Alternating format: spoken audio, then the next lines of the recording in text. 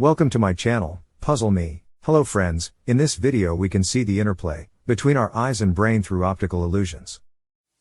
Look at these three coins that I have between thumb and forefinger. I'm swiveling them around, balancing that centre one between the other two. Can you see that? You think you can do it? Well, keep watching them carefully as I slow them down and stop. Not three at all, only two. In fact, it's all a bit of a trick that your eyes and brains play on you. What happens is, you're lagging behind a little bit. You're seeing one coin where it was just a moment ago when it's still moved into this position here. All the time you're lagging a little bit behind. And your eyes and brains often play tricks on you. They're called optical illusions. You may have seen this one in a book sometime. It's another optical illusion.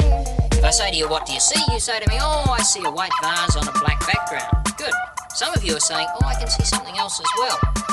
Look carefully, particularly in the centre of the picture, and you may notice two faces staring at each other. Black silhouettes on a white background.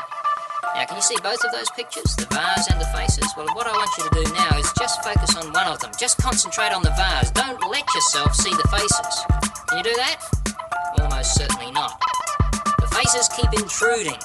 The pictures keep flipping backwards and forwards from one another. Our eyes and brains play tricks on us all the time.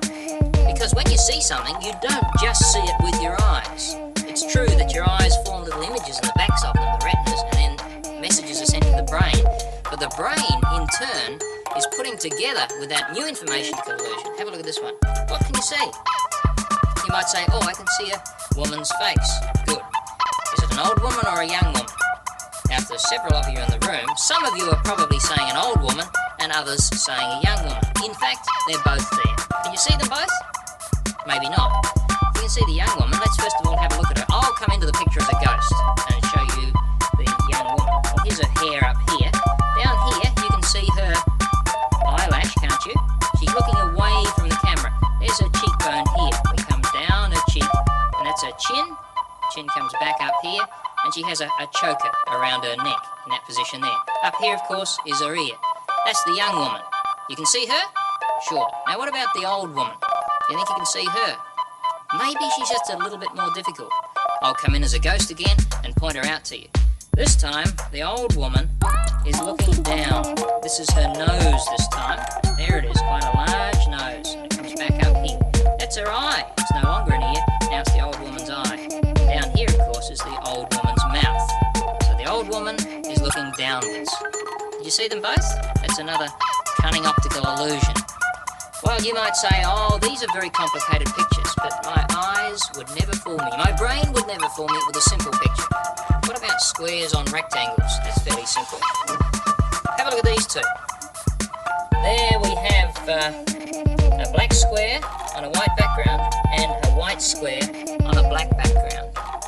Which of the two centre squares, the black one or the white one, is larger? You might say, oh, that's an easy question. The white one is much larger, and it certainly looks that way, doesn't it?